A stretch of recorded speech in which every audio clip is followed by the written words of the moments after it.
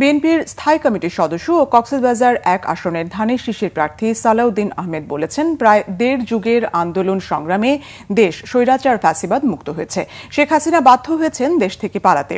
শুক্রবার কক্সবাজারের চকরিয়া উপজেলায় কোনাখালী ও বিএম চর ইউনিয়নের গণসংযোগ করেন সালাউদ্দিন আহমেদ। পরে বহদ্দার কাটা স্কুল স্টেশনে পথসভায় বক্তব্যে তিনি বলেন, বাংলাদেশে এখন উৎসবমুখর নির্বাচনে ভোট প্রয়োগের পরিবেশ সৃষ্টি হয়েছে।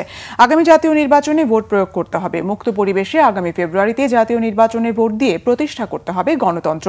সালাউদ্দিন আহমেদ জানান, বিএনপির শপথ আইনের শাসন প্রতিষ্ঠা ও মানুষের অধিকার নিশ্চিত করা। জনসভায় সকলের কাছে ধানের শীষে ভোট চান সালাউদ্দিন আহমেদ।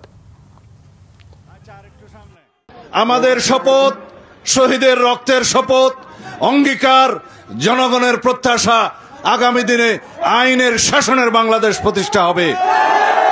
বিএনপির প্রতিশ্রুতি, আমাদের শপথ, বিএনপির শপথ, বাংলাদেশের মানুষের অধিকার প্রতিষ্ঠা হবে, গণতান্ত্রিক বাংলাদেশ প্রতিষ্ঠা হবে, আইনের শাসনের বাংলাদেশ প্রতিষ্ঠা হবে। ইনশাআল্লাহ এই দেশে সকল মানুষের নাগরিক অধিকার, মৌলিক অধিকার, মানবাধিকার, গণতান্ত্রিক অধিকার, সাংবিধানিক অধিকার প্রতিষ্ঠা করব, এই আমাদের শপথ।